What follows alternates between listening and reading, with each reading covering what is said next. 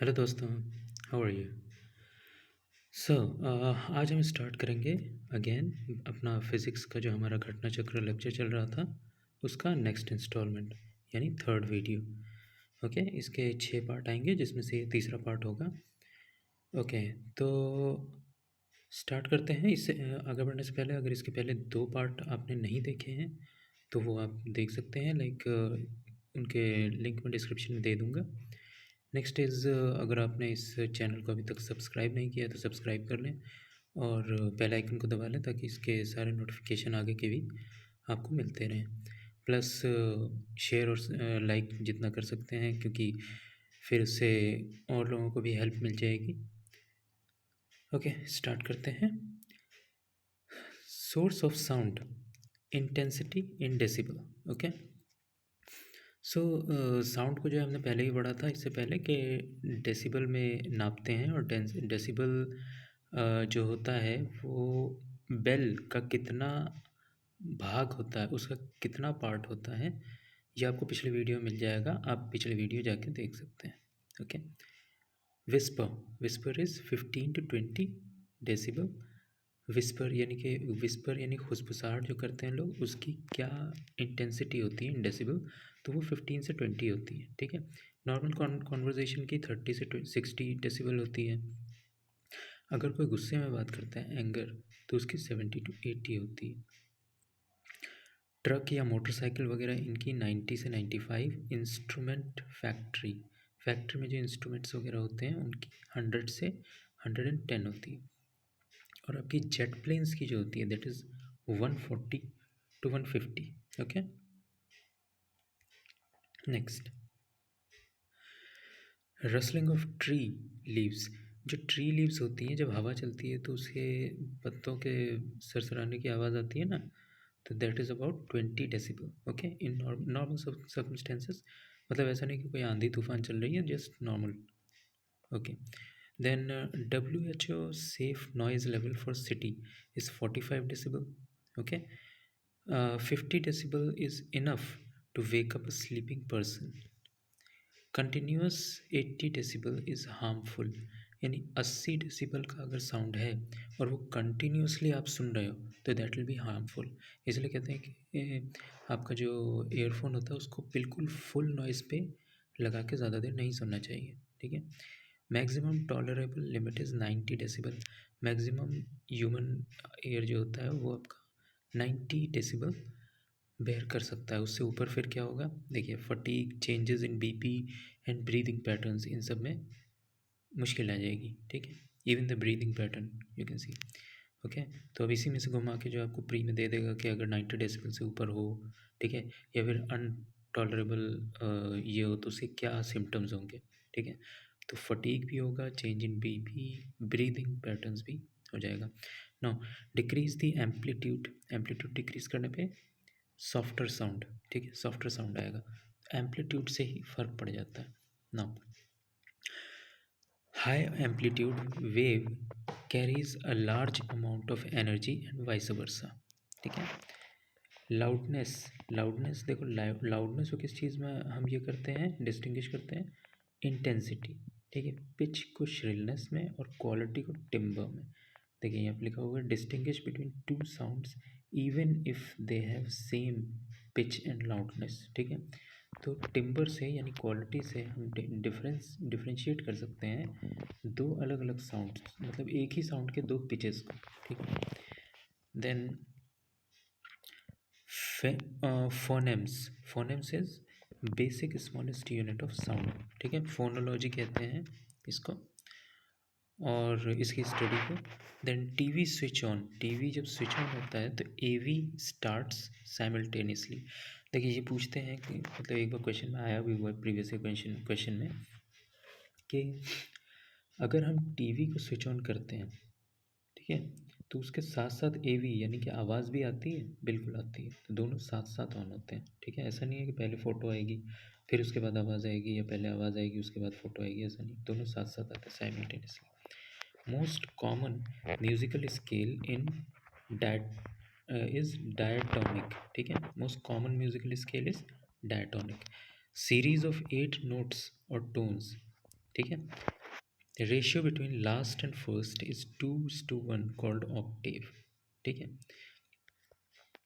Okay then सा, ये सारे गामा जो होता है उसमें सा जो होता है उसकी 256 हर्ट्ज होती है, जबकि नी की 480 हर्ट्ज होती है। और सा जो अगला सा आता है, सा रे गामा पादा नी सा, लास्ट सा जो आता है उसकी 512 होती है हर्ट्ज, ठीक है।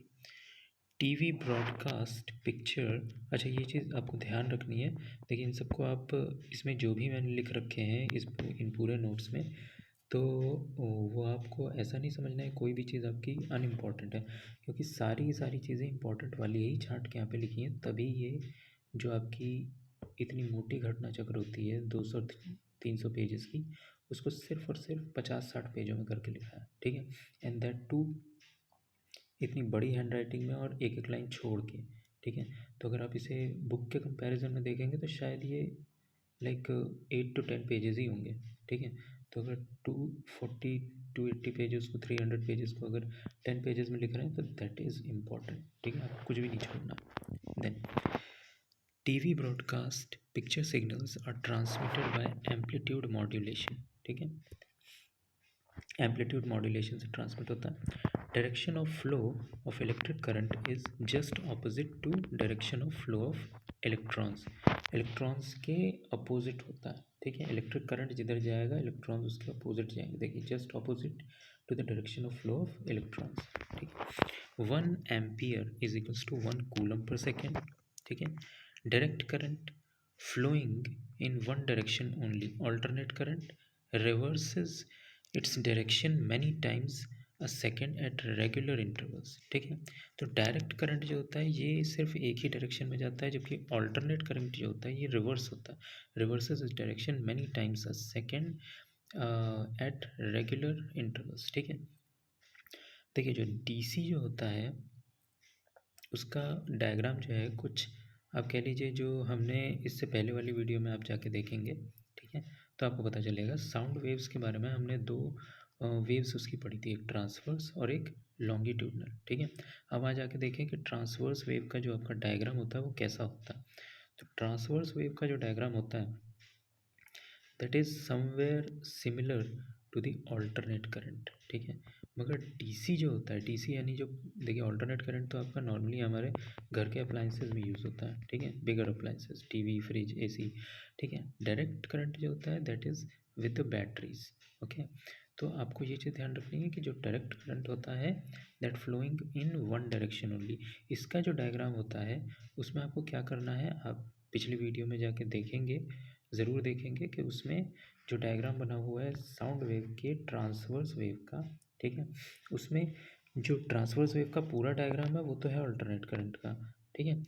और जो ट्रांसवर्स वेव का उसमें से नीचे पार्ट हटा दो तो सिर्फ ऊपर ऊपर का जो होगा, ठीक है, आप गूगल पे भी जाके देख लेंगे, सिर्फ ऊपर ऊपर का, यानी कि आप जैसे प्लेट्यू होता है ना, तो बस प्लेट्यू एक के बाद एक के बाद एक, यानी कि एम एम शेप में आप बनाते चलिए, ठीक है। तो वो जो होता है वो डायरेक्ट करंट का होता है। उसमें क्या होता है कि नीचे वाला पोर्शन नहीं आ पाता है, जिसकी वजह से ये जो है ऑल्टरनेट करंट की तरह नहीं होता। जैसे ऑल्टरनेट करंट में अगर किसी को करंट लग जाए तो चिपक जाएगा, लेकिन डायरेक्ट करंट में नहीं चिपकता है, ठीक है। वो उसे छोड़ छोड़ के चलाता है, इस वजह से उससे आदमी हट सकता है। ऑल्टरनेट करंट में अगर चिपक गया तो चिपक जाएगा, ठीक है। देन अच्छा एक चीज़ आपको और देखनी है कि डायरेक्ट करंट जो होता है, आपका जो इन्वर्टर होता है वो क्या होता है, इन्वर्टर इज़ लाइक डीसी, ठीक है। मतलब इन्वर्टर नहीं, जो इन्वर्टर की बैटरी जो होती है वो डीसी होती है, ठीक है। और वो हमारे घर के अप्लाइंसेस को कैसे चलाती है, तो उस बैटरी के ऊपर जो इन्वर्टर लगाते हैं वो इन्वर्टर इन्वर्ट कर देता है, डीसी को एसी में कन्वर्ट करता है, ठीक है।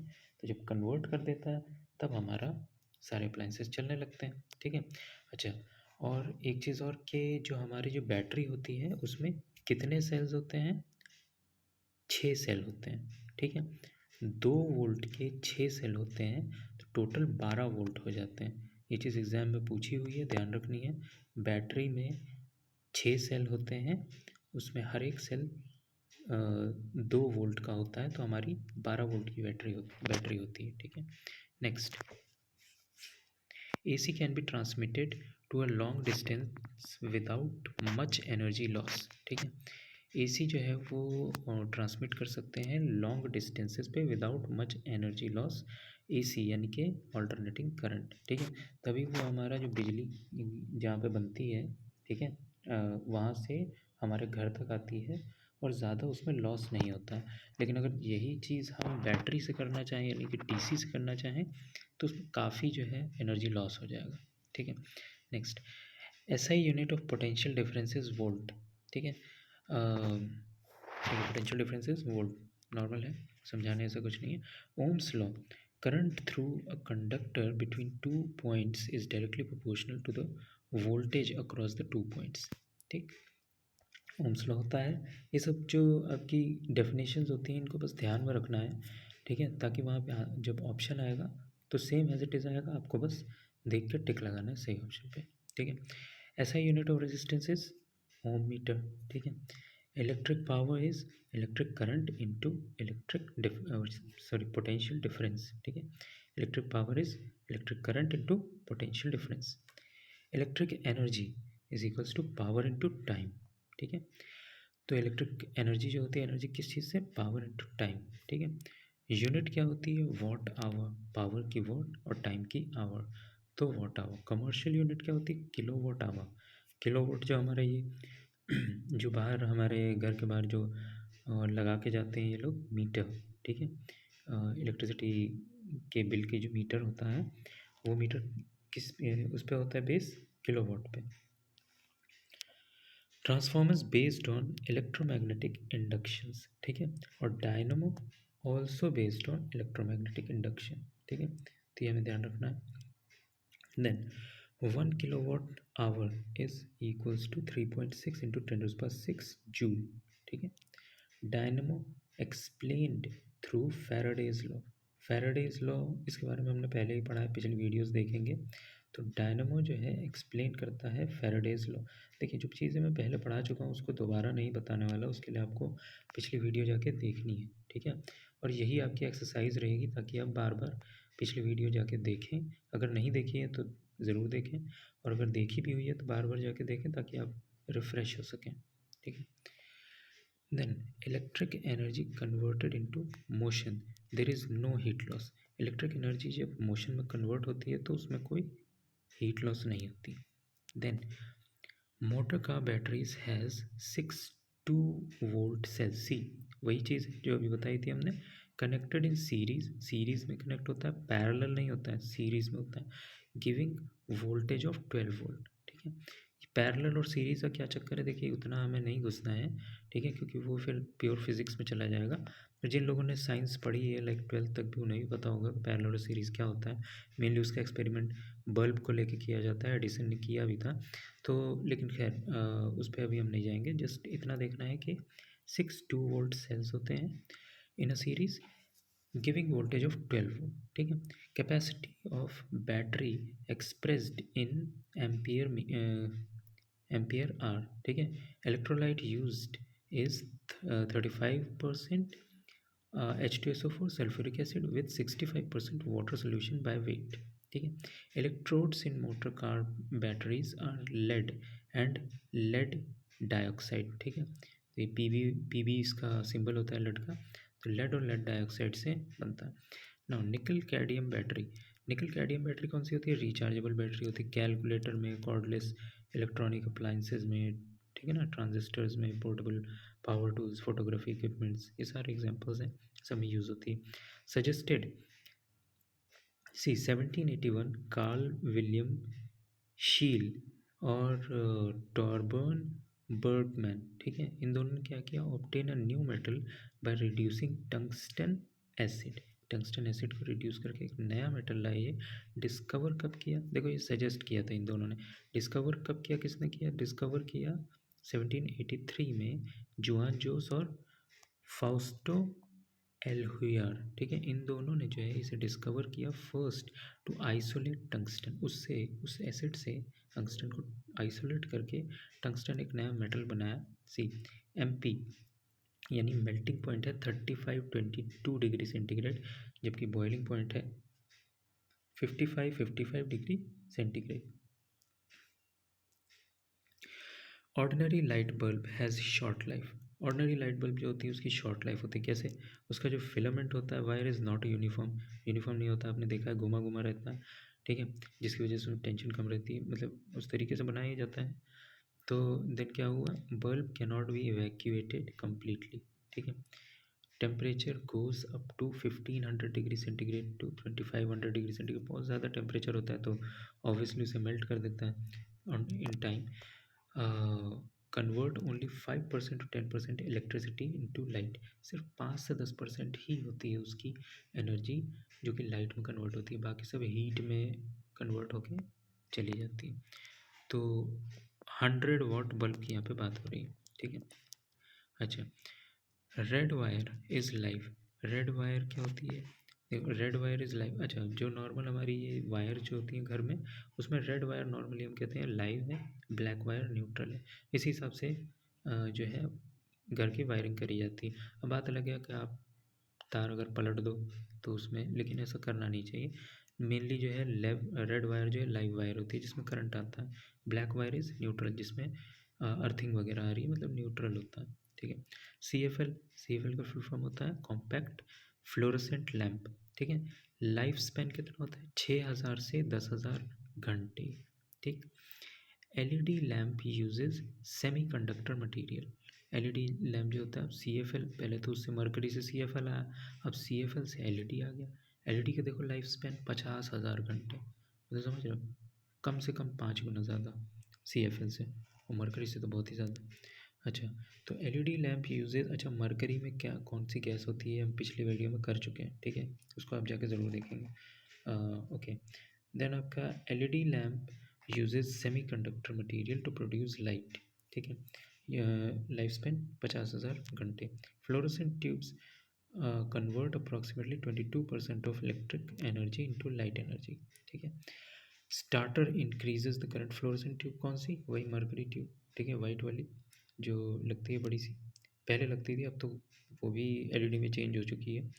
Then starter increase the current, starter क्या करता है? करंट को इंक्रीज करके देता है जिससे कि वो स्टार्ट हो पाती है, ठीक है। चोक कॉइल क्या करती है? Step up and down the voltage, voltage को घटाने बढ़ाने का काम करता है चोक जो उसमें लगती थी। Then rectifier device to convert AC to DC, an inverter is DC to AC, तो इन्वर्टर तो हमें पता है DC से AC बैटरी से अप्लाइंसेस में देता है, लेकिन रेक्टिफायर क्या करता है? AC से DC, यानी कि हमारे जो मोबाइल चार्जर में होता है वो क्या होता है? वो रेक्टिफायर होता है, वो AC से DC में कन्वर्ट करके हमारे मोबाइल में देता है, ठीक है।